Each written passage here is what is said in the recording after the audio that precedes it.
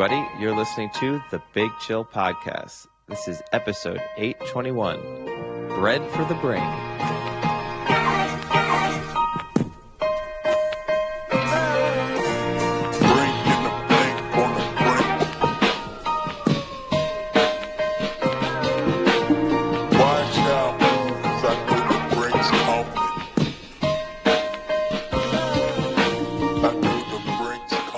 Hello, Big Chillians, and welcome back to the Big Chill Podcast, take two. I'm Frank, joined as always with Eddie. Eddie, how's it going? Yeah, things are going pretty well. I had a revelation a day or two ago. You know, last episode, listeners will be aware of the fact that it was slightly unusual that you gave the title of the episode early on, and you sprung that on me. We had no preparation or discussion prior to that about what the title of the episode would be. And then I was watching the news, and I realized... In other words, to our enemies, F-A-F-O. Have you been writing speeches for Pete Hegseth? We released an episode, or is he a listener? Did we inspire him? He's a listener. Because we released that we released that episode, and 24 hours later, he incorporated that in his speech. So read into that what you will. Hell yeah. He's an avid listener. I love it. Yeah. I don't know if that's the best reflection of how we can inspire our listeners, but I guess we'll have to take it for now. I mean, maybe we have to step up our podcasting male standards. Maybe You got to get rid of that beard. You got to get rid of the hat. You would fail the male standard podcaster. Yeah, I mean, I think it's certainly yes. Out of the two of us, you're clean shaven. You're more presentable in the current state. You'd definitely be passing with flying colors. But when the president, brings podcasting standards more in line with his own, then yes, I'll sort myself out. Hopefully you'll be able to podcast when you get to the States. Hopefully. Not with that beard. If they let me in. That's challenge number one. Get into the country. Now, on a similarly related note, one of the topics that we love to discuss sometimes, Tua Tagovailoa has often been a topic of conversation, as has his sort of CTE, brain injuries. Did you say as hat or as has? As has. Okay. I don't know if you saw that Tua revealed how he has now basically solved his concussion issue. No, how's that work? It just doesn't win. So he started eating more carbs. Problem solved. So in his latest press conference, Tua really revealed that basically, I don't know if you're aware, but your brain is fundamentally surrounded by fluids, and his doctors told him that when he wasn't eating enough carbs, that the water he was drinking was kind of going straight through him and not actually staying within his body and hydrating him properly. So in order to combat that risk, he now, on game days in particular, eats a lot of carbs, and by eating bread that sits around his brain and absorbs the water and further protects his brain. Oh my God. Is this real, or is this 100% like that real. fake clickbait? Did he also donate $50 million to like a homeless charity in Miami because he loves the Miami neighborhoods? No, but he did buy a restaurant, a bakery that used to make bread for him back in Hawaii that was going out of business. And he Did he donated, just want more Hawaiian rolls? Because they're good. Yeah. Something positive to say about Hawaii. How rare. But no, this is 100% real. Not only have I read the articles about it, I watched his actual press conference. So there's no doubt. It was not a deep fake. This is Tua legitimately saying that he is less concerned about the risk of concussions because he's eating more bread. Has there been like follow-up by doctors saying this is not real? I don't even really understand what that means. I don't know if he does. That's the tough thing about it. But so he's also he's made other changes in order to further protect himself. He started doing jujitsu. That's been a while though. That's like to fall properly, and didn't work. Then he got a concussion. He started sliding more often. That's the other thing that he's really. But trying it's to the do. bread that's really helping him. Yeah, these are his exact quotes: carbing up more for the games and getting more fluids. I think it definitely helps with just the aspect of the brain. Everyone would be wondering, how did I feel on that hit and whatnot? Felt perfectly fine. Felt great. Throughout the years, that was one of the bigger things we hadn't addressed, was making sure that I got a good amount of carbs in my body, so that I drank water, or as I drank the right stuff or whatever it was, that I'd stay in. And the doctors were talking about the liquid that your brain sits in and all of that. And all that. You'd probably think that it'd make you heavier or slow you down in a way, for sure. But I guess for me, from what I come to know or come to understand from what the doctors were talking about, is, your brain kind of sits in fluids. And if I'm eating eggs, bacon, and sausage, and there's not much carbs, like if there's no bread or whatnot, you kind of drink water and it'll just flush out of you. So you can't stay hydrated that way. But the carbs kind of help soak that in and stay there. I just don't even understand. I wish I had that quote from Billy Madison lined up to just play. You have now just made all of us stupid. Yeah. I really wish if I'd really read through those quotes in full beforehand, reading them out loud, I would have got that lined up for as the cue afterwards. But yeah, I mean, Oof, that's rough. You know what? And I was gonna come on here and make fun of LeBron James for his vineyard comment. I don't know if you saw that little viral clip that went out, but that pales in comparison to that. I don't even know what that was. The difference is with the LeBron comment. So for those who are unaware, it was LeBron overlooking some vineyards and sort of trying to speak about when they were growing. And so the thing that was about it that was strange was the captions were all like, LeBron James drops huge knowledge on vineyards and wine, and then he basically went to another celebrity's house and they had vineyards outside, and this celebrity had absolutely no idea about like that they were even like wine grapes. And LeBron was like, "Oh yeah, those are vineyards. Those are wine grapes." Like, wow, really? Like that was the first knowledge bomb that he could identify like a vineyard.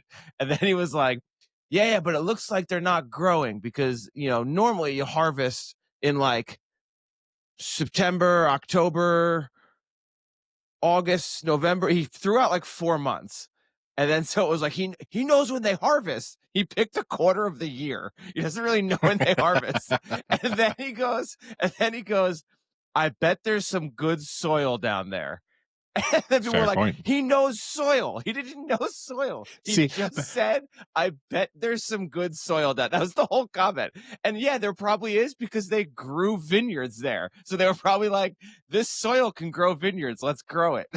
But this is where I also feel sorry for him because, yes, I get that maybe even his social media team clipped that and edited that and put that out into public.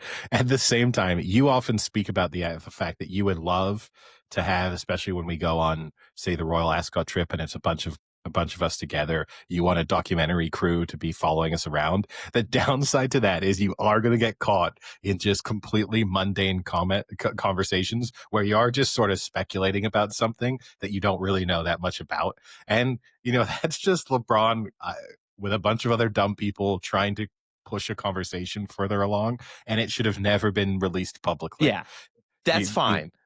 But like then you can't release it and caption it that because the other part of this obviously, right, is that he considers himself like a wine expert. Like he has wine every night. He knows every wine. He knows every like variety and all this. Like he prides himself on that. So that's fine. But then you can't go somewhere and be like, I bet there's good soil down there. Oh my God, LeBron knows about the different soils that grow different varieties of grapes. None of that came out in that sentence. Hey, don't be envious of his incredible wine knowledge. That's all that's coming through in this conversation. At least he knows they grow from soil, which is more than that comment by Tua put together. Tua probably thinks wine grows in that comment. He probably thinks wine grows in bread. But yeah, I mean, it's scary, right? And look, the reality is Tua's probably just not that smart of a guy, and that's okay. Like he's a good quarterback, relatively speaking, and that's all that matters. But I don't want to go to those doctors ever. He should name drop those doctors and they should lose their license. That's the bigger thing is I bet you there are some doctors there who've given him some advice who are more just, please don't say my name. Please don't say my name, because this is not at all what I've been telling you. But I will lose my medical license if, Dr. Smith gets thrown in with eat bread to protect your brain. Eat bread, pray love. I think it was Alex Guerrero. Possibly. Yeah. So we have a few topics lined up. So I'm going to allow you to decide where we go first. Well, we've obviously got our usual NFL previews and predictions. So week 5 that we're now on to. We also have a little bit of maybe Champions League reaction to do. And then I suppose I will tease it because we're likely to do this towards the end of the episode. But we also have our initial thoughts and reactions to Chad Powers to delve into. So the question is, you know what? I'm so happy because I almost forgot because it's too early and I've blocked that out of my memory banks already. But now it's coming back as to how awful that pilot episode was. So the question is, do we want to do Chad Powers as we shift into covering football, or Chad Powers as we fade out of covering football? I think we've got to start with it because it is just insane. Let me set the scene a little bit here. So for those who are unaware, Glenn Powell, who is, I would say, a pretty hot actor. No, I'm not saying looks wise. Okay, calm down. in terms of his, I'm so happy that I get to clip that. As soon as I said that, I kind of wanted to say that slightly differently, but it's what came out of my mouth, and I didn't eat enough carbs today, and there's not enough fluid in my brain helping it work properly. So I just, as the kids would say, pause. So, okay. He's like on trend right now. Like he's been in a lot of popular movies. He's like an actor that movies will want because they think it'll generate buzz and because he's hot. Yeah. He's great. he's a young man's Matthew McConaughey in a way. Yeah, I mean he's 36, but yeah. Which might be that might be him being 36 might be part of the conversation that we need to have about this show. But okay, keep going. So having him be in a random Hulu almost TV show, but like more like a limited series. I think there's only 4 episodes, or that's all that's posted right now. And they even have like future dates. So I don't know if it's literally only 4 episodes, but that's all that's posted. To be in this limited series TV show, you would think it was decent because this is a guy who is probably turning down movies and could be making a ton of money doing like a random movie. So just to say, it's 6 episodes. And before you go on to this, he's one of the creators of the show. He co-wrote it. I know.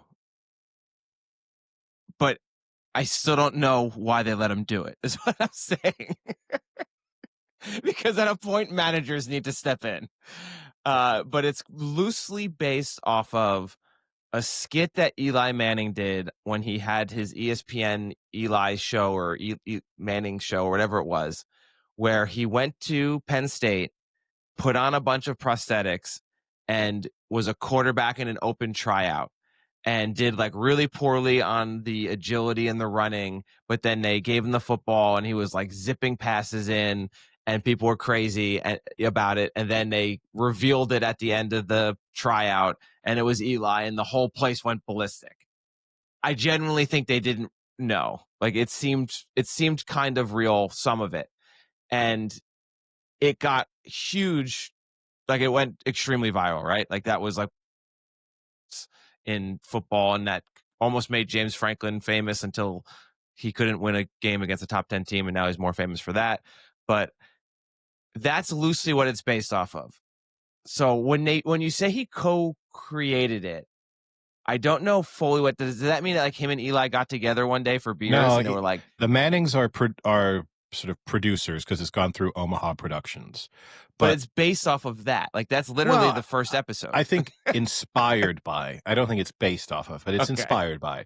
But it's created and written by Glenn Powell and Michael Waldron. So who has worked on Rick and Morty, Heels, Loki, Doctor Strange. So, a reasonably well-established screenwriter. So it's the two of them. So, I mean, I think that's why Glenn Powell, obviously, my guess is this. Glenn Powell. But keep in mind, that's what Eli called himself in that skit, was Chad Powers. Yeah. No, I get that. But so to say loosely based on.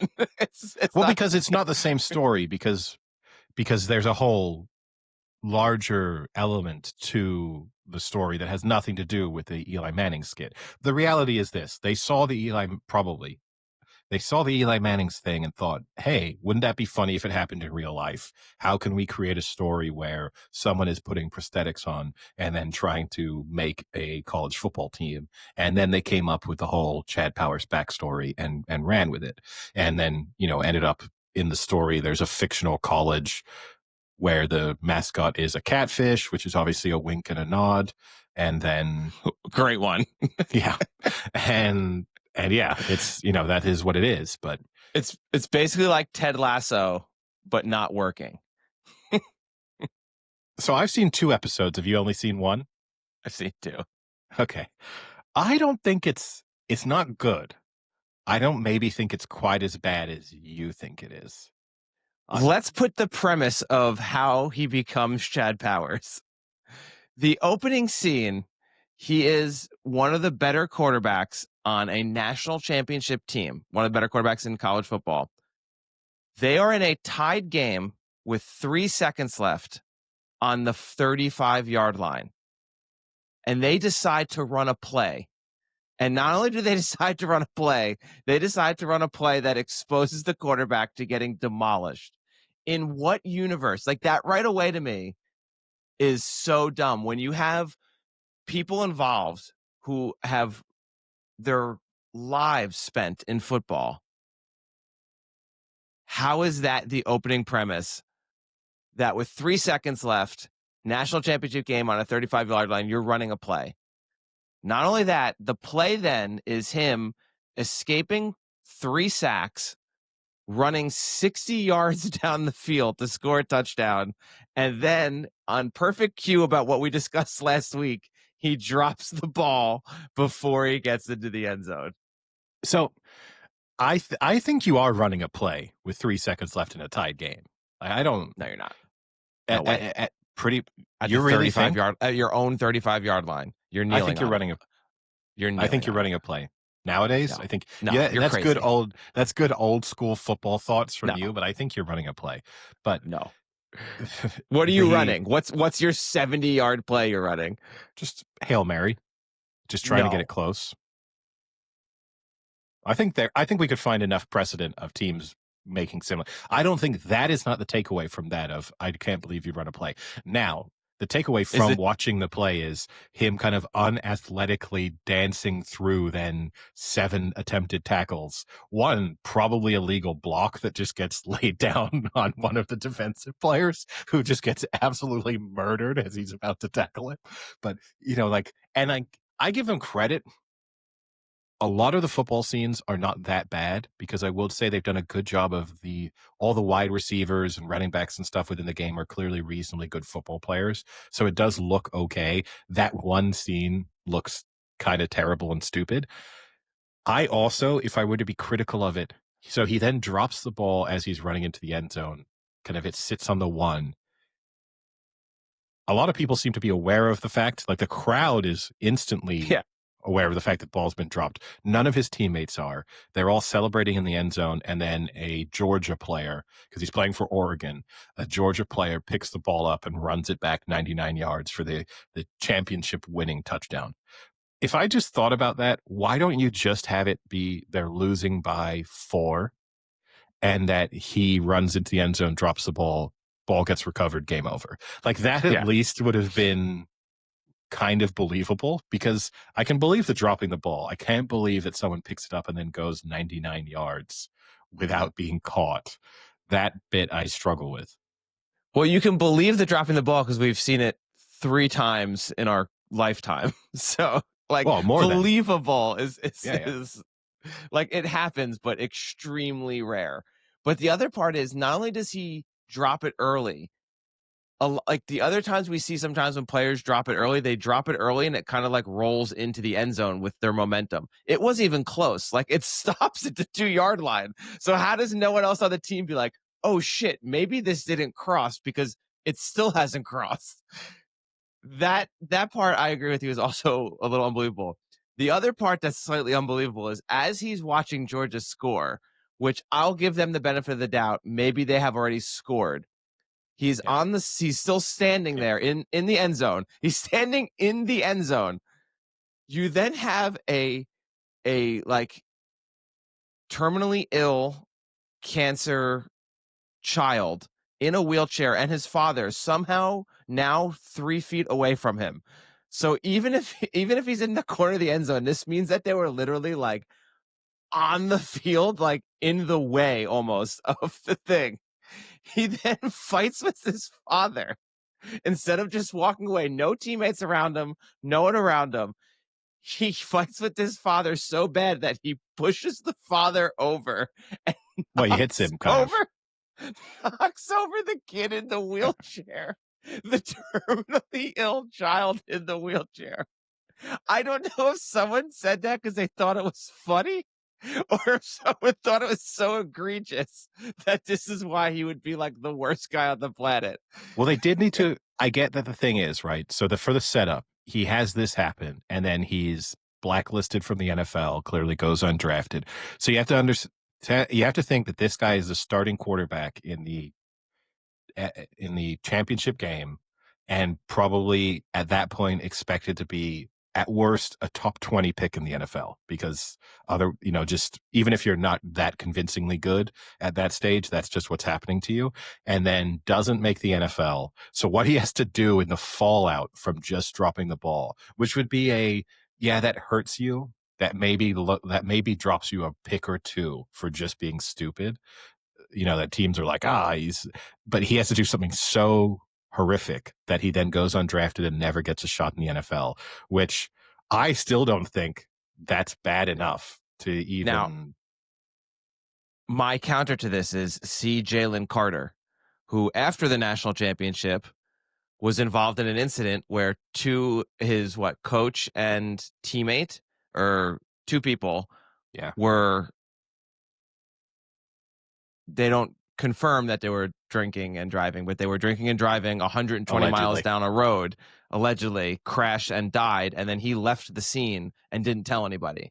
And that guy still got drafted in the first round and is now talked about as if he's one of the greatest players in the NFL at D tackle. Now, look, so the fact that this guy who's a quarterback and just happens to push a guy a little too hard into a kid in a wheelchair and knock him over. Well, he also has the bad career. quote. He has the bad quote, which the guy says, "Come on, man, he's dying," or whatever. And he turns around and goes, "I don't give a fuck," or something like that. And I think that's probably part of what doesn't make him look good. But I understand. Look, the reality is, if they'd wanted to do something that a star top draft pick did that made him undraftable by NFL standards, this is a very different show.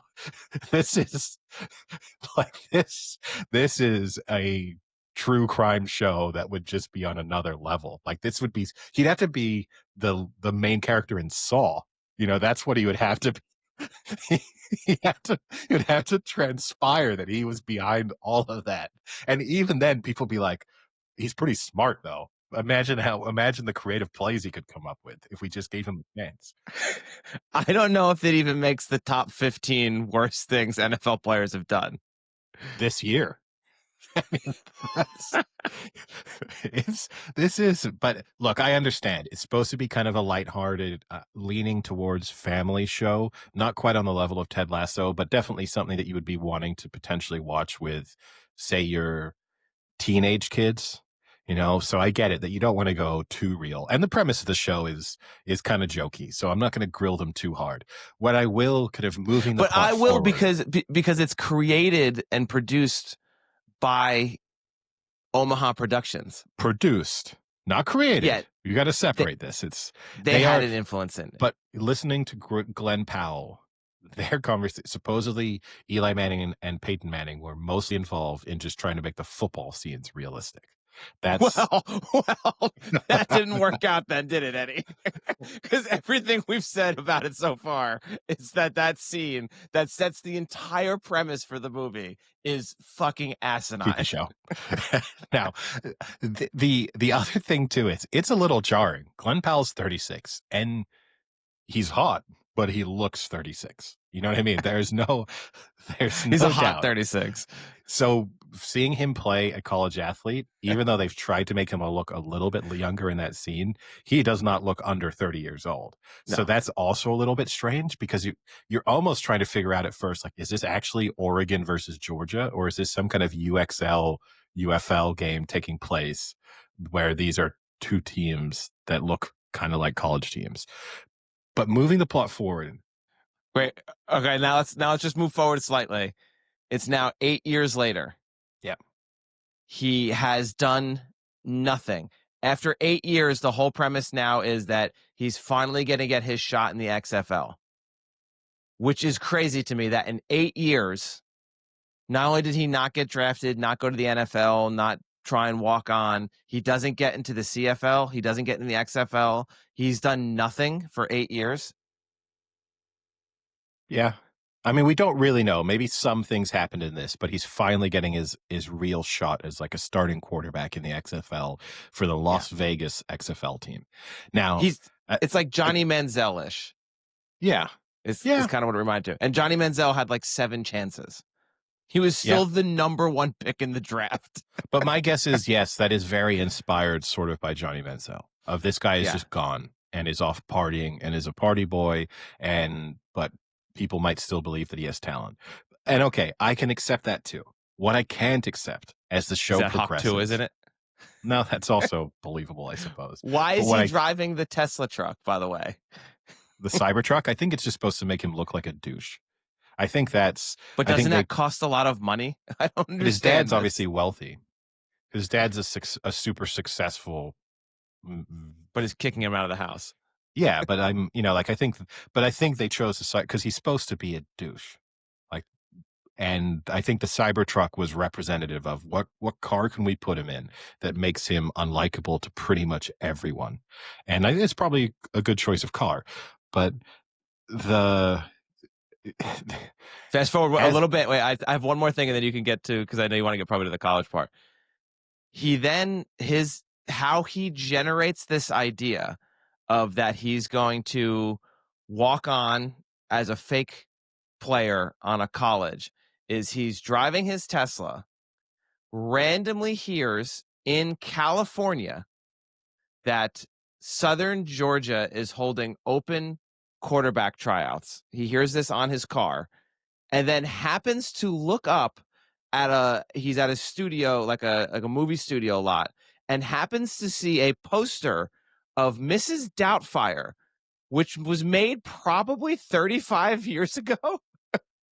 That is still somehow a massive 3-story billboard poster on this studio lot that I'd have to think has made more movies since Mrs. Doubtfire, because it looks like a major studio. And then it instantly clicks. I don't know how long certain classic hits may appear on billboards within LA studios enough. Maybe it's possible, that bit.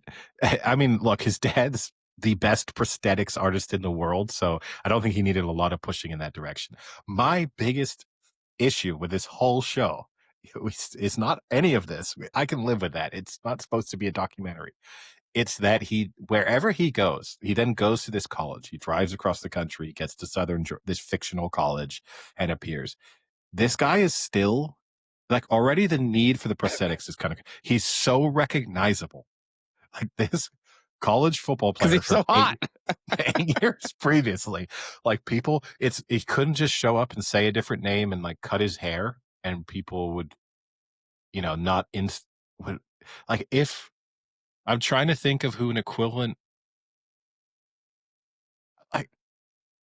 I think there's a lot of NFL players, a lot of college quarterbacks who 8 years later could reappear and go to a different college, and not a lot of people would recognize them, especially if they didn't have a distinctive play style. You know, like Lamar Jackson, okay, you'd probably watch it for a second and be like, well, that guy plays like Lamar Jackson. Oh, it is. But if he's just a pocket passer, kind of sitting there and has a fairly normal looking throwing style, I don't know how much, and certainly people on campus are not, oh my God, you are whatever his name is, Russ Holiday. Like that's oh wow, Russ Holiday's here. I can't believe it. Yeah,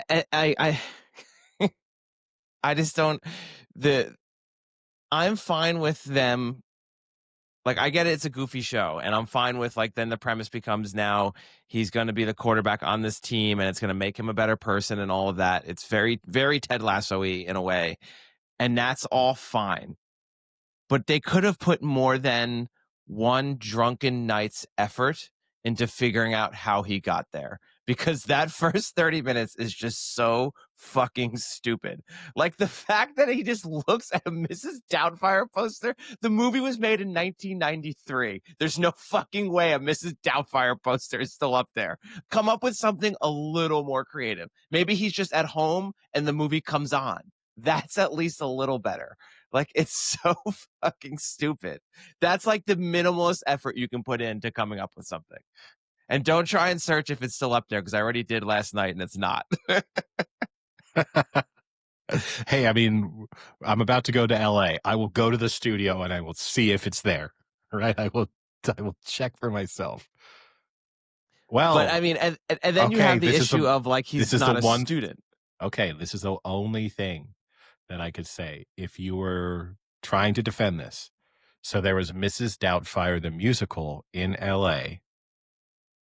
Now looking at Like, this, which was June 11th to June 30th, 2024 at the Pantages, which is a pretty big theater. So there would have been that would have been way better. That actually would have been, hey, no, that billboard is stupid because that wouldn't be there. But you know what? There was just a musical about Mrs. Doubtfire. Why doesn't he drive past the theater and see the billboard for the musical? Oh, good idea.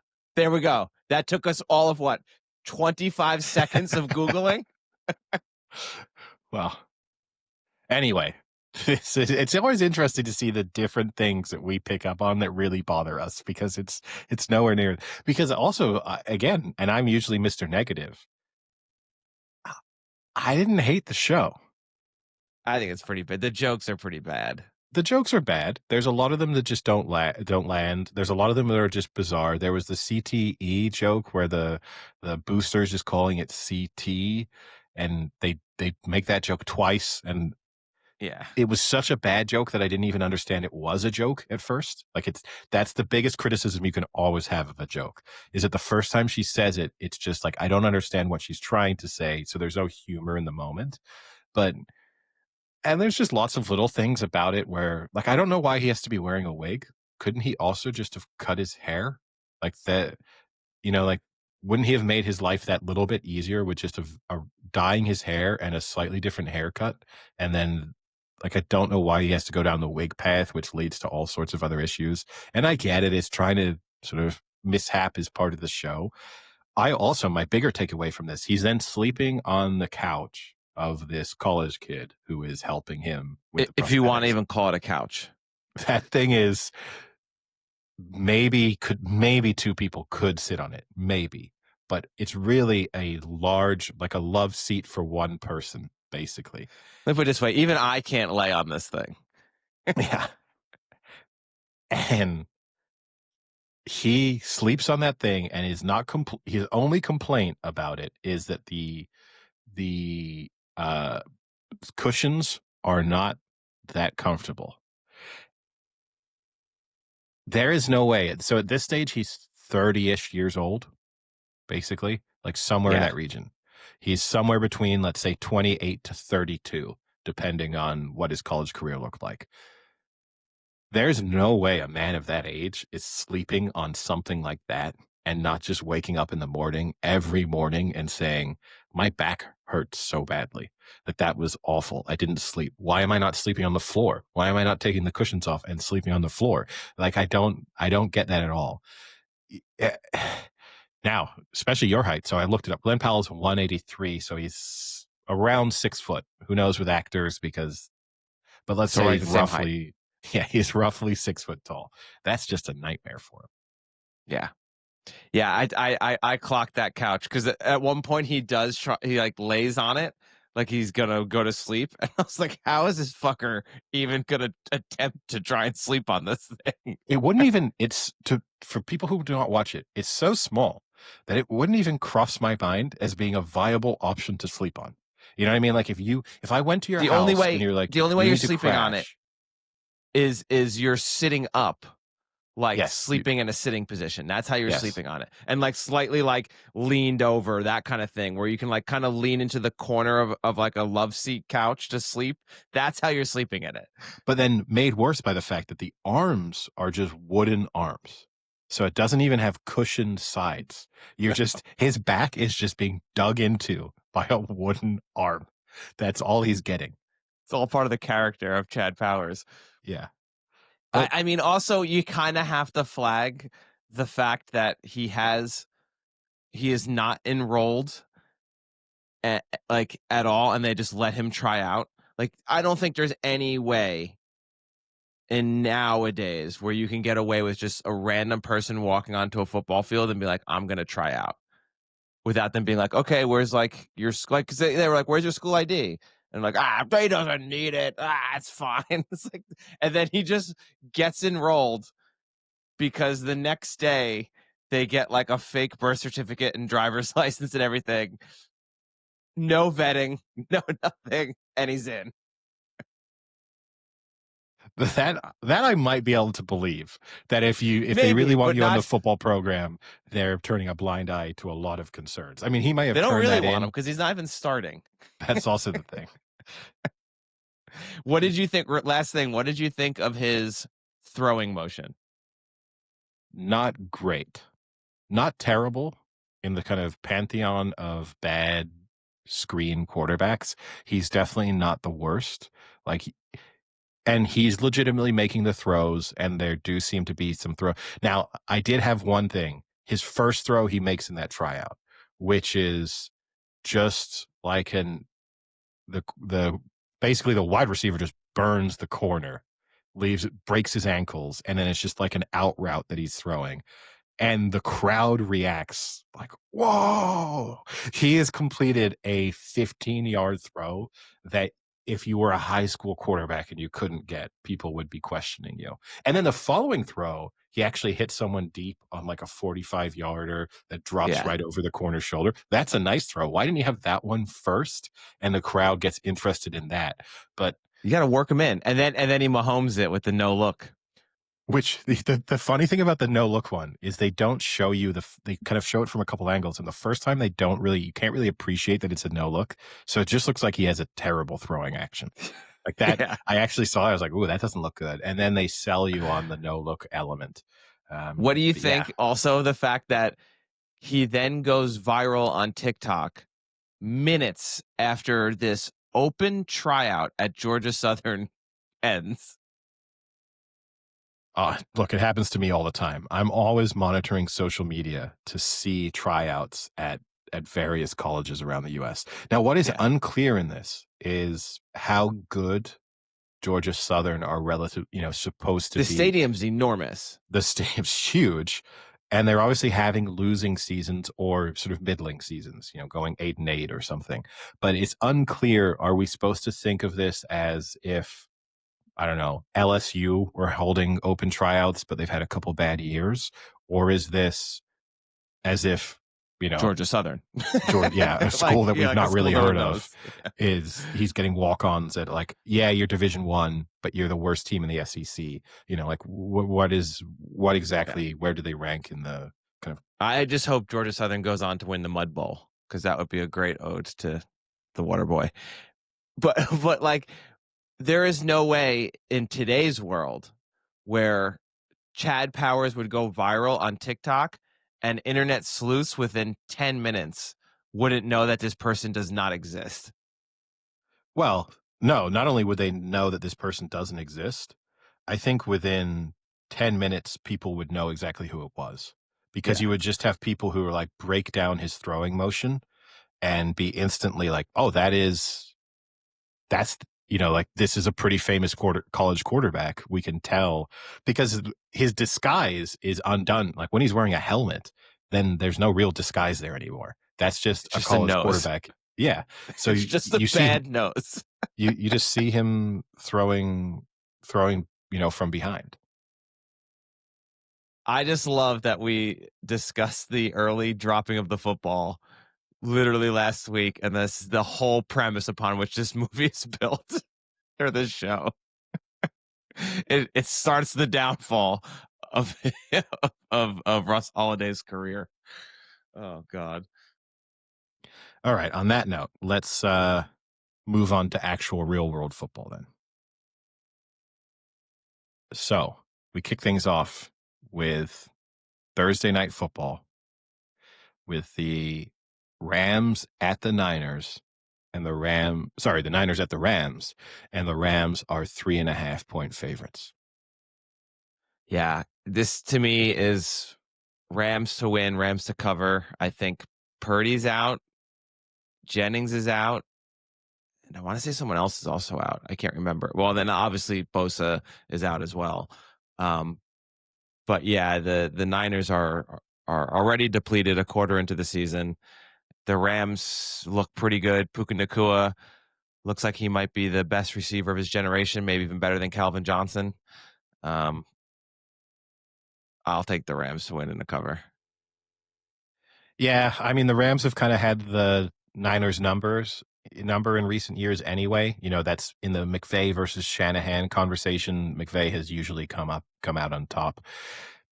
And yeah, this is a Niners team running on fumes at this stage. I'd take some Niners numbers. Yeah. Oh, Glenn Powell's not there. So yeah, I think with that in mind, I have to take the Rams to win and the Rams to cover. Like it would just be Wow.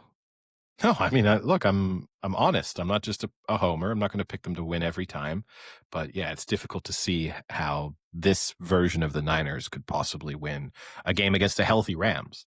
That's the thing is these are on opposite ends of the spectrums, two teams with health concerns, and yet only one of them is suffering from any real injuries. So I'll agree with that. Copilot has the Rams winning and covering. I don't have specific score predictions from Copilot this week. Would you like me to ask it to add those in? No, it only gives it sometimes the score predictions. No, it always does. Does it? It'll add it. Don't worry.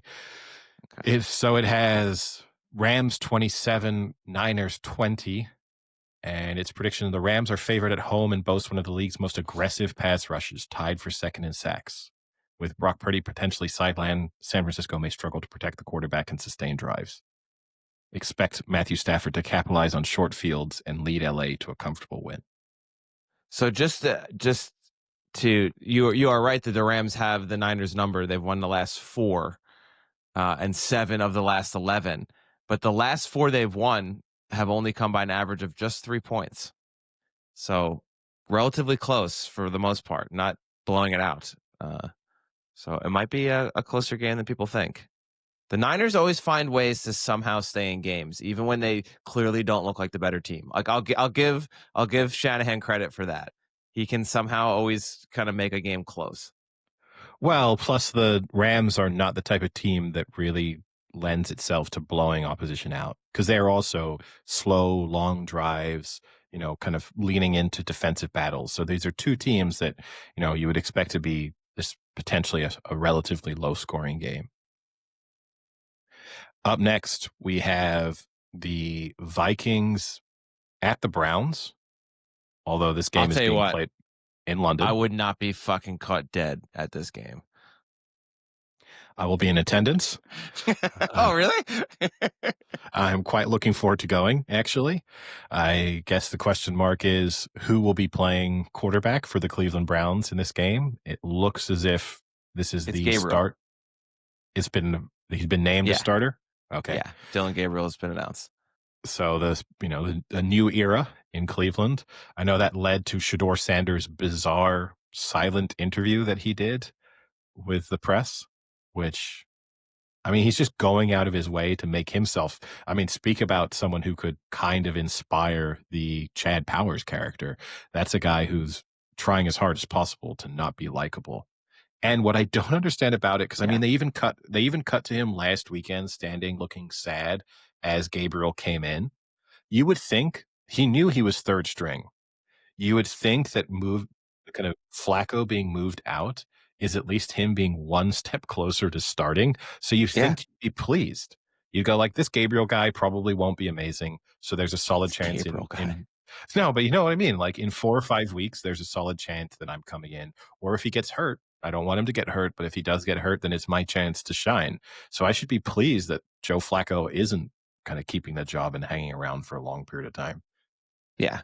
I mean, hopefully he's watching Chad Powers because Dylan Gabriel went to Oregon, right? So maybe Shador Sanders' move is to wheel a bunch of terminally ill children in wheelchairs around the sidelines and hope Dylan Gabriel knocks one of them over. And then next thing you know, Shador Sanders is in. All right. Well, the Vikings are 3.5-point favorites. Yeah, I've got to take the Vikings. I mean, I cannot trust Dylan Gabriel to win. I know the Vikings haven't looked great on offense this year, and I know the Browns have a good defense, but yeah, no way. Yeah, you got to go with the Vikings. I won't bet this game, but if I had to, I'd have to go Vikings. I probably will bet this game just because I'll be in attendance, so that kind of makes you feel like you have to. I'm going to take the Browns to win and to cover. I just think the Vikings were just absolutely dominated for long periods of time by the Steelers. Their defense was causing them all sorts of problems. Wentz has been sacked 9 times over his 2 starts so far, and I can think of fewer teams that I'd rather be up against when you can't get real protection than this Browns team. So, yeah, I think on the back of that, I think the Browns could just cause them all sorts of issues.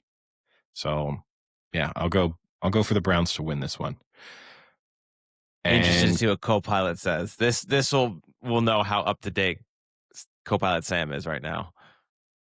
Copilot has Vikings 24, Browns 17. Minnesota's offense will be too much for Cleveland's struggling defense, especially on a neutral field. That Cleveland defense sucks. I mean, they did let up like 34 against the Lions, but they also had like 4 sacks that game, I think. Yeah. No, I think this Browns defense is still good. Next up, the Raiders at the Colts, and the Colts are 6.5-point favorites. So the Colts came down a little bit to the mean, you could say, last week with the loss, but they didn't look that bad in the loss. And I think, I think they still play pretty well. And I just don't feel the Raiders are that great of a team. There's a lot of speculation out in Vegas about whether Pete Carroll can still kind of be a head coach or whether he's maybe just a little bit too old. I don't know. He looks pretty spry, but he is kind of getting up there trying to work with people that are like a third of his age. So I'll take the Colts to win. I think that's a pretty safe bet. I do think they overall look pretty good. And if it weren't for, I mean, literally we just Chad Power. If it wasn't for the Chad Powers of A.D. Mitchell, they might have won that game. So who knows? They could still be 4-0. I don't know. The spread's a little high. I'll take them to cover. Don't love it. Yeah, the spread is high, and we risk the Colts coming a little bit back down to earth at a certain point, and then thinking that was crazy to be betting on the Colts minus 6.5 points against anybody. But yeah, they still look good, and Vegas fundamentally do look slightly in disarray. They're pretty inconsistent. Their offense isn't great. Their defense isn't great either, which would, coming into the season would have been the expectation that at least that would have been fairly strong.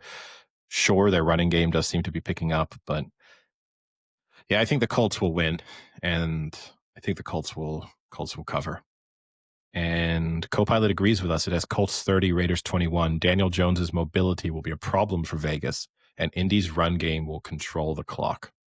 Look out, Indiana Jones on the run. Next up, we have the Giants at the Saints.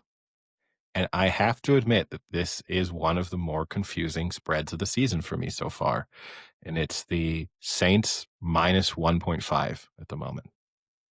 And Yeah. I'll let you do the longer preview. I know that the Giants have lost, their best wide receiver, and the offense hasn't looked particularly great so far. And yes, they got the win last week, but you can kind of pick holes in some elements of that win, even though it was up against good opposition. But the Saints are terrible. Like, I don't understand. I don't think the Saints should be favored against anyone except maybe the Titans. If that was the showdown, maybe. But even then, I'm not sure. So I think the Giants should be favorite, and I think the Giants will win this one. Yeah, I'm a little surprised by the Giants not being favored. I mean, I understand the Giants have a bad record going to New Orleans previously. They've been blown out a few times. I literally was at a game in the Superdome where they got absolutely blown out, and we left, I think, at like the third quarter when they were down by 30 points. That was Drew Brees days, though, not Spencer Rattler. Rattlers looked okay, not as bad as the 0-4. But the thing is the Giants' defense is finally starting to pick up. You have Thibodeau, Burns, and Abdul Carter, who are starting to look like an unstoppable force up front. They had 20 pressures on Herbert. Abdul Carter only has a half sack, but he already looks like he's a game changer. So I'm pretty excited about that. I think that they'll get to Spencer Rattler and make his day hell. So I don't think their offense is going to be good. And on the other side, Jackson Dart didn't have the greatest performance ever. I mean, stat-wise or even just the eye tests, but he won the game and he did what he needed to extend drives, extend plays, scored a touchdown running, scored a touchdown throwing. It was just fun to watch. So I think on the back of that, I think the Giants will obviously win, and I would take the points on the Giants. But it is a little weird to me that they're not favored here. A rare moment where we're both taking the underdog. After that, we've got the Cowboys at the Jets, and the Cowboys are 2.5-point favorites. Again, this line kind of surprises me because the Cowboys have been better than expected this season, and you've at least seen in most instances that their offense can score quite a lot of points. And this Jets team, I don't know how you watch what happened to them on Monday night and then think that they're going to go into a game against the Cowboys and be competitive or potentially win. So for this to be a spread under 3 points kind of surprises me. So I will certainly be taking the Cowboys to win and the Cowboys to cover. Yeah, I think some of the concern comes from their play away. So at home, they've scored 80 points in 2 games, and away they've scored 34 points in 2 games. So the offensive production is as much. I don't know what I make of that. That could just be randomness. It's only, you're a sample size of 2 and 2 right now, so it's not very, very convincing. I agree with you, though. I think the bigger picture is to look on the other side of the football and look at the Jets. And the Jets did not look great against the Dolphins. And by all accounts, the Dolphins are one of the worst teams in the NFL. I'll take the Cowboys here to win and to cover. And Copilot has the Cowboys winning 28-10. Wow. Hey, what did Copilot say about the Giants? We didn't hear. Oh, sorry. It has Saints winning 20-13. What the fuck, Copilot? New York's offense is sputtering, and the Saints defense will dominate in a low-scoring Sputtering? game. Jackson Dart has ignited that offense. Real quickly, I want to talk about, I forgot about this. Cam Scatterbo, who was the Arizona State meathead running back who the Giants have drafted. He is just an absolute psycho. He is like if Jeremy Shockey were actually drunk and on cocaine during the game, not after the game like he always was. Like he is just psychotic. And obviously the fans love it, right? And it fires everyone on the team up. I don't know how sustainable that is as a human being and as an athlete. Like, how many years can you go just being absolutely mind-boggling insane. Like, he gets off the field after a play and you can't even understand what he's saying because he's screaming so loud, just like headbutting people and like hitting people. It's great when you're 22 years old. Is he still going to be able to sustain this when he's like 29 years old? And the Depends how same kind of much. goes for Dart, because Dart feeds off of it, right? And Dart kind of gets that like craziness too. You can't be a quarterback in year 13 like screaming in people's faces, grabbing their face masks, and like throwing them. Like, you can't sustain that like long term in the NFL. Well, you walked over a good timing joke I had there about it depends on how much bread they were going to eat. But yeah, no, I agree with you. I have to admit, both of them, look, if that gets you excited about being a Giants fan, I find them to be difficult to consume content in which they're in. It also, I might say, they might be the first two NFL players who've made me feel really old. That I just watch the way they carry themselves and interact, and I just think that is a completely different generation to me. Like, I cannot relate at all to how they're carrying themselves. But, that's also just because they're sort of professional football players versus anything else. But yeah, it just, to me, I can't imagine if I were their teammate, that's tough. Like, that's for them to become very quickly to sort of leadership players. I would struggle with that one. Like now, Oh, but the Russell team Wilson, loves them though. well, they have to say they do though, too, right? Like No, they definitely do. I'm sure they prefer them over, say, Russell Wilson making weird comments in the background. Like I have no doubt about that. But and again, these are all football players, so they're all mostly idiots, and they do love just people smacking heads into things and doing that kind of performative nonsense. I'm just saying, in a world in which I am the 38-year-old kicker on that team, that's tough for me to get involved in any of those interactions. Well, no one likes you anyway, so no, I think when you're not the player, it's great. Like I mean, being on playing football and playing competitive sports for a long time, it's fun to have that guy who's just psychotic. Like, it'll always amp you up and get you excited to go.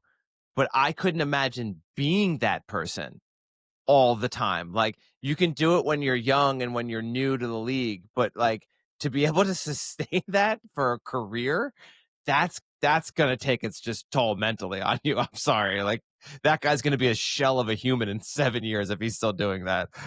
Well, I mean, his NFL career is probably over in 7 years anyway. If as a running back, he's still going at 29, 30, he's already done well for himself.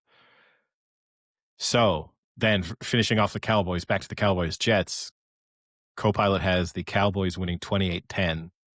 But the logic is slightly questionable because it says Dallas's defense will overwhelm Zach Wilson and Dak Prescott will take advantage of short fields. You got to put in the right years. You're handicapping Copilot Sam here. I mean, I guess. You're putting him in a wheelchair next to the end zone, man.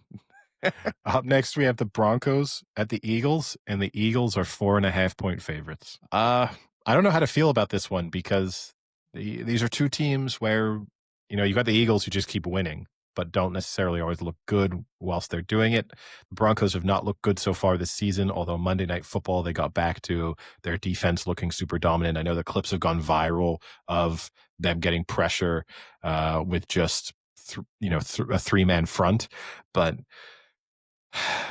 ultimately, I think the Eagles will just have too much for them. Even if this is Bo Nix starting to find some form and the Broncos defense really reestablishing itself as one of the best defenses in the league, the Eagles just have so many different ways that they can beat you and move the ball offensively, and their defense is good. So this just feels like a bad matchup for the Broncos, and I think the Eagles will win and cover. Yeah, I'm not as high on the Broncos as a lot of other people, and I think Bo Nix is not having a great season right now, so I don't really trust Bo Nix to come into Philly and get a win here. I have to thank Shea Capaldi. I was listening to a podcast, and he came on and said that the Eagles have not lost with Jalen Hurts as their QB in 20 games. That's pretty impressive. Basically a 20-game winning streak when Hurts is your quarterback for the whole game. So, and that's coming off the fact they had 0 passing yards in the second half last week and they still won. So I'll take the Eagles to win here and to cover. And I'm my opinion is starting to turn that I think they might just be inevitable and be in another Super Bowl. Yeah, no, it does feel as if, we discussed last episode the lack of true quality perhaps in the NFL, and then a team that's sort of tried and tested, that is good news for them. The co-pilot has the Eagles winning 31-17. Philly's offense is rolling, and Denver won't be able to keep up with Hurts and the deep threats. Next up, we have the Texans at the Ravens, and the Ravens are 6.5-point favorites. The Ravens are still 6.5-point favorites? Because I don't know if Lamar Jackson's going to play. You are correct. Since I put that in, the Texans are now 1.5-point favorites. So that's a pretty big swing. I'll take Houston plus 6.5, please. Yeah, I don't love the Texans. I think, this could be the beginning of the end, actually, for the Texans here. This is a pretty bad season they're having. Obviously both teams 1-3 here. I would normally be all over the Ravens here. I know the Ravens defense isn't that great, but I think their offense will be way too much for Houston. But without Lamar Jackson, you have Cooper Rush playing, and Cooper Rush is in a completely different scenario here. So I'm going to have to take the Texans here. I think they can score some points against that weak Ravens defense, and I don't think Cooper Rush will be able to score enough to win them that game. Yeah, I mean, things have really worked out for the Texans here. The one thing I worry about in terms of picking against this Ravens team, so yes, their defense is historically bad so far to start the season, and they're missing Lamar Jackson. What worries me is that they just go heavy on Derrick Henry and that they can still just run all over this Texans team. That's my one fear, is that you almost simplify the equation from a Ravens perspective and they just get back to, really simple football. I'm going to have to pick the Texans just on the basis of not trusting that the Ravens can stop a team from scoring 25 plus points. And so you then throw a backup quarterback into the equation, and that's, too complicated.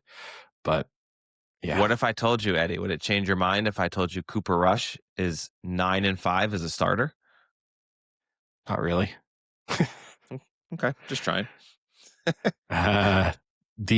So co-pilot, unfortunately, even though it was asked to make this prediction less than 30 minutes ago, it says it has the Ravens winning 23-20, and Houston keeps it close, but Lamar Jackson does just enough to escape with a win. So what's Lamar Jackson going to do?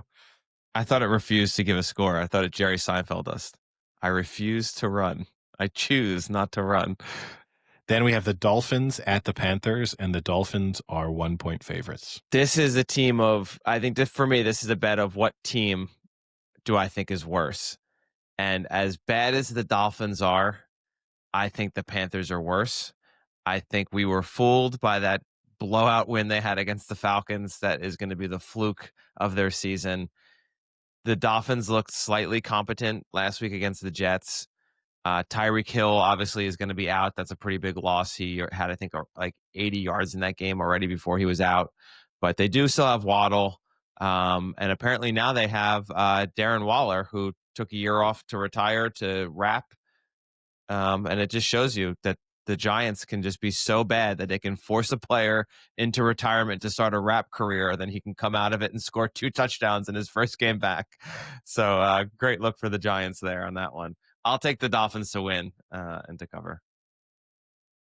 Yeah, I think we saw just enough from the Dolphins on Monday night to think that maybe they've righted the ship slightly. Sure, the Hill injury and the kind of bizarre Hill seeming to be happy as he was being carted off, and maybe just so weird. And I don't know, maybe that was just the kind of laughing at how unfortunate the sequence of events were. Maybe happy. Some people were speculating that he was happy when the doctors were speaking to him and telling him that actually maybe the injury wasn't as bad as you might thought it was. It could have been that actually kind of breaking something versus, horrific ligament tendon damage. He might be better off with the injury that he had, but still it was kind of strange to see him celebrating as he was being carted off and carted away. And also some social media clips that have gone viral of him in the back of the ambulance smiling and seeming to FaceTime with people. Also kind of strange. But yeah, I think there's enough to like about this Dolphins team to think that they can beat a very, very bad Panthers team. So I'll take them to win and to cover. Copilot disagrees with us. It has the Panthers winning 24-21. Bryce Young leads a late drive to upset a banged-up Miami squad in a surprising home win. Wow. At least you got the names right there. Of the teams? Now, shifting on, that's all of the early games. So shifting on to the later games, we have the Buccaneers at the Seahawks, and the Seahawks are 3.5-point favorites. This is a tough one because I like Seattle. I think they're a good team. I think they're pretty underrated and going under the radar right now. I do think the Bucs are decent, and obviously with Baker Mayfield, you never know what's going to happen, and you're kind of always in a game. If he can keep it close, he might have that game-winning drive. Old Moxie Mayfield over there. I'm going to take Seattle to win this. I think Sam Darnold and that offense look pretty good. The spread is a little tough. I'm going to take the Bucs on the spread here. I'm going to have them keep it within a score, keep it close, and maybe Seattle wins with like a game-winning field goal. You're getting Copilot specific now on your predictions. I think this is a tough one because you are looking at two teams that have been slightly inconsistent through the season. That being said, I at least think this Seahawks defense is pretty good. And at some point, the Baker turnovers have to start really coming. So I think this could be the first real blotch on the Buccaneers copybook so far this season. And so I think I'll take the Seahawks to win and the Seahawks to cover. The Copilot agrees with us. It has the Seahawks winning 27-20. However, it says Geno Smith connects on deep shots and Seattle's defense forces key turnovers. So again, I don't know what's happened. Copilot was doing kind of recovered in the last couple of weeks, and it's back to really struggling. Up next, we have the Titans at the Cardinals, and the Cardinals are 7.5-point favorites. Yeah, this isn't your worst game of the week. I thought this could be it, or is it the Jets game? a lot of candidates here. There are a lot of candidates. I probably should have used it earlier. I mean, honestly, it's the Giants Saints. That's the worst game. Come on, Jackson Dart. He's electrifying. He's not. It's either the Giants Saints, or the Dolphins Panthers is probably the game that deserved to have it. I think that's the one that it's very difficult to make a compelling story case for. But yeah, the spread's a little high here for the Cardinals, who are 2-2 and look decent but not phenomenal. But the Titans just look really bad. Arizona has a decent scoring defense, so they'll probably get a turnover, maybe even score on a turnover. I think Calvin Ridley might also be hurt. So, the Titans' main weapon is going to be gone or limited potentially. So, yeah, I'll take Arizona. I did like that Tennessee, the coach, Callahan. They were so bad in those first three games that he gave over the play calling duties to the quarterback's coach. And then they did even worse in week 4. So I don't know where you go from there. Do they just start pulling people off the streets to call plays? So I'll take the Cardinals to win and to cover. Okay. I think I'm going to take the Cardinals to win into coverage just on the basis of how bad the Titans have looked. And I just think until they show any proof of life, it's difficult. And this Cardinals team, they've had some hiccups so far this season, but, also had good moments. So you can look back to the Thursday night game last week and, okay, maybe the short kick overshadowed, what was a game that they played badly in for long parts. But in the fourth quarter, their offense really did pick up. And you do see at least enough from them to think that they can move the ball. And against this Titans team, if they just have 4 successful drives, they're covering this game. So, yeah, I'll take them to win and to cover. Co-Pilot has the Cardinals winning 34-13. Arizona dominates from start to finish as Tennessee's offense continues to flounder. And then we have the Lions at the Bengals, and the Lions are 10-point favorites. I mean, it's a crazy spread, 10 points, but you have to keep in mind the Bengals don't have Burrow. They are at home, but still without Burrow, and they did not look good last week. And more importantly, the team looked very defeated. I mean, Jamar Chase got into a fight kind of on the sidelines with Taylor, the coach. Not Coach Taylor, Friday Night Lights, because that would be, he's a great coach. He would never do this to the Bengals, but Zach Taylor. I think what that means, obviously, is that Jamar Chase is the type of player that this game they're going to go out and make an effort to get him the ball a lot. And while that could be good for the Bengals, I think any decently competent coach is going to know that's what's going to happen. And I think the Lions will be prepared for that. So even if Chase does get the ball more, I don't think it's going to lead to more production and points. And the Lions are just too good, man. Their offense is crazy. And I think they'll put up, again, over 30 easy on the Bengals. So I'll take the Lions to win. And even though it's a big one, I'll take them to cover. Yeah, I mean, I referenced the fact that Broncos team was able to get pressure with just a 3-man front, and that was against the Bengals. And so you combine having a backup quarterback who maybe is not great, even by backup standards, with an offensive line that cannot protect him. And no matter how good the weapons are that are surrounding him, it's difficult to see how he can get to them efficiently. And I think we're maybe given too much optimism for what this Bengals team could look like under Browning from when he came into that game against the Jags. But yeah, I think this could be another disaster for the Bengals, and I'll take the Lions. Just move the ball so quickly, score points. I mean, you just have to think you got to pencil the Lions in for at least 30 points. And so are the Bengals scoring 20 plus in order to stay in touch? The answer is probably no. So I'll take the Lions to win and the Lions to cover. And Co-Pilot has the Lions winning 33-16. Detroit's offense rolls and Cincinnati struggles without Joe Burrow. At least they got that right. That's better. Without Sam's Carson doing Palmer. Slightly better. And then we move on to the last of the late games, which is the Commanders at the Chargers, and the Chargers are 2.5-point favorites. I'm going to go with the Eddie philosophy here. Take a good team after a loss. Daniels might be back, but I don't know how much you trust a quarterback that hasn't played in 3 weeks. I'll take the Chargers to win in the cover. Yeah, I'll give the Chargers a chance to bounce back here.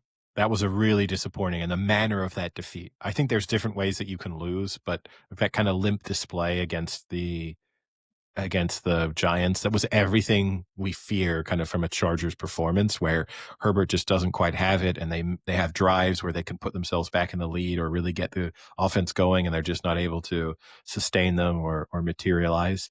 So I'll give them a chance, but if there's no excuses for them against a middling Commanders team that may or may not have their quarterback coming back in and not be fully up to speed. So this is it. I think I have to, from feeling, 10 days ago, feeling confident that this was a division there to be taken for the Chargers. If they lose this one, then they start to look, pretty vulnerable to the chasing pack within the AFC West. But I'll take the Chargers to win and the Chargers to cover. The Co-Pilot has the Chargers winning 26-21. Herbert leads a late scoring drive to edge Washington in a tight contest. We then move on to Monday Night Football. Patriots at the Bills. And the Bills are 8-point favorites. I'll keep this one quick, I guess. I just feel like as much as the Bills have been slightly unconvincing at times throughout the season, they still have just way too much for this Patriots team. And especially in prime time, maybe wanting to prove a point over a team that's been historically kind of dominated them, especially in that Bill Belichick era. I will take the Bills to win and to cover that 8 points. Yeah, the Bills have won their last 2 games by double digits, but haven't covered the spread. So, the nice thing that Vegas does is they just bring the spread down for us and keep it under double digits. So now they just have to win again in double digits, but this time they'll cover. And that's kind of what I'm hoping for. I think the Patriots have looked slightly better, but they're nowhere near the level of the Bills in terms of just overall talent and then depth of talent. So I'll take the Bills to win the cover. All right. And Copilot has the Bills winning 31-14. Josh Allen puts on a show in primetime as Buffalo's defense shuts down Mac Jones. It was trying. And then finally, we have the Chiefs and the Jags, and the Chiefs are 3.5-point favorites. Don't be fooled. Don't be fooled by what we saw from the Chiefs against the Ravens. This is not a good team. That was a blip. And this Jags team, whilst I don't think they're particularly good either, they're at least fairly well-rounded. We've seen enough from them this season to believe that they're competent. And I will take the Jags to win and to just got Frank yawning. So you placed your microphone a second ago against your neck, which made the sound as if you were lighting a cigarette. You kind of the mute capabilities over there are struggling, but I will take the Jags to win, and so obviously with the points as well. I'm yawning because it's the same old story from you about how the Chiefs are done and the Chiefs are finished, but the Chiefs are just warming up, Eddie. They're just waking up while everyone else has been awake. And they said, we don't need to wake up in the start of the season because we'll just make it to the playoffs and we'll steamroll through like we always do. And you know what they'll do? They'll steamroll through a shitty Trevor Lawrence and the Jaguars on this one. The Jaguars defense, I think they're like middling. They're considered a top 15, but it's mostly because they've got a lot of takeaways. They actually give up a ton of yards, but they get takeaways, which makes their defense look better than it is. The Chiefs don't turn the ball over as much, so I think they'll be able to drive down the field and sustain drives and get points, and I'll take the Chiefs to win and to cover here. Well, that wraps up. Oh, no, I guess I got to give the prediction for Copilot in that game, and it has the Chiefs winning 30-24. Mahomes delivers in crunch time, and KC's defense holds off a late Jacksonville rally. How many yards is Blake Bortles going to have? So that wraps up the coverage. I guess we can quickly speak about the Champions League, which oh God. I mean, the group stage is so uninspiring because they've just removed any real interest with the new format. And as a neutral, I think even if your team is playing in it, unless you're one of the smaller teams, I don't see really what the interest is. But, this week saw, okay, PSG beat Barcelona. Who really cares? Both of them are going through regardless of what happened in that match. And so you just remove all the drama and the significance from it, and I think that's the best example of why this shift in format has been such a bad move. And, and then elsewhere, Liverpool lost to Galatasaray. In the previous format, that would have been meaningful because you would have thought, you slipped up against probably under normal circumstances, Galatasaray may be the third best team in a group, and you've lost away to them. That opens the door for them to possibly finish above you or for the second place team to finish above you. And it just kind of doesn't matter. Liverpool are going to qualify. And City drew with Monaco. And again, it just kind of doesn't matter. And so, I think what a sad move from UEFA to, have your premier competition that should be the thing that all football fans are tuning into because it's, the best teams in Europe playing against each other on a consistent basis. And instead, now it's just, let's wait until January when the knockout stages start because this is so boring. Yeah, it if anything, it fucks up the betting, Eddie. That's the only thing I really care about right now. Pretty disappointing. I agree.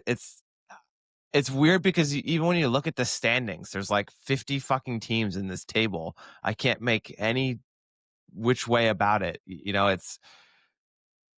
does definitely make it less exciting. And I think at some point you need to, more isn't always better. And this is definitely a scenario where more is not leading to better product on the field. Yeah. I just have, it just kind of exists now as a thing that I occasionally watch. But yeah, it's not interesting enough to warrant serious conversation until the group stages get in or until we get to the final, because it's even difficult to try and figure out when teams are in trouble. And that's also why. And I'm sure UEFA would say, "Oh, give it time. You're just not used to the new format, and 5 years from now you'll understand." But I think the reality is, just because of the sheer number of games, we never really will be able to see what a loss in the first 2 or 3 match days really means. So yeah, kind of uninspiring across the board. Any other sporting topics to discuss? No, not that I can think of. MLB playoffs started. Don't really have much interest in that, I but have you watched have a couple of you've games. watched. I Okay. have. Because where the MLB's got this right is It's back to back to back games. it's back to back to back. So you get sucked in, just as a sports fan, that you get, like even for me, the first game is starting at 7 o'clock in the evening here. And for the most part, in the Tigers Guardians series, those games have been close coming down the stretch. So when you see that, it's the 8th inning and it's a tied game or a 1-run game, I'll turn it on. And then, then the other game is starting. So it can maybe get you to watch a little bit of the Padres Cubs. And they're nice, interesting matchups. And also the other thing is, it's a 3-game series that's over in 3 days, which is also kind of cool. Yeah, it is kind of nice that you can do that, where it's just a long weekend, you could say, and then the whole series is over. I do kind of like that, but at the end of the day, it's still then a lot of baseball you have to watch in 3 days. But you do have some games that are going to game 3. So tonight you have the Yankees Red Sox. So that should be a good one. Red Sox pretty heavy underdog, so pretty cool to get them to a game 3, and anything can really happen in a 3-game series, which is kind of cool. So yeah, it's okay, but it's still not enough for me to watch. No, and that's fair enough, right? But yeah, it's, to me, I'll pay attention throughout the playoffs. The longer series become less interesting because the 3 games it's perfect. You are immediately, game 1 is incredibly important. Game 2 is obviously, no matter what, going to be it's a decider potentially.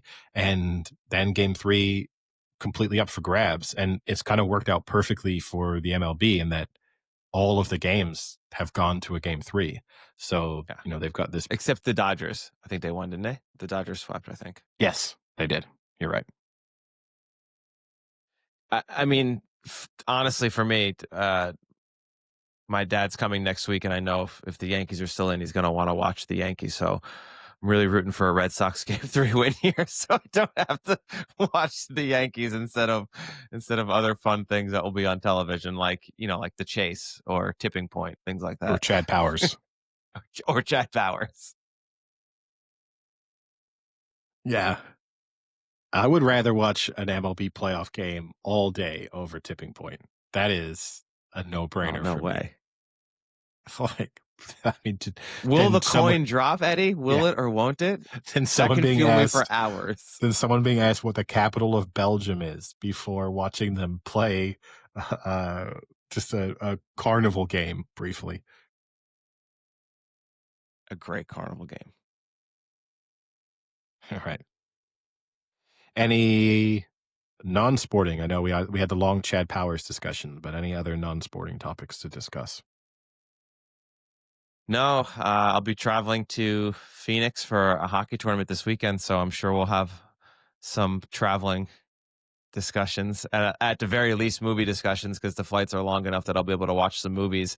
And I'm kind of excited because there's been a lot of recent movies that have come out that I wouldn't take the effort to see in theater, but I still kind of wanted to see them. So I'll have the chance to kind of watch some of those, and we can get some feedback on some of those movies. All right.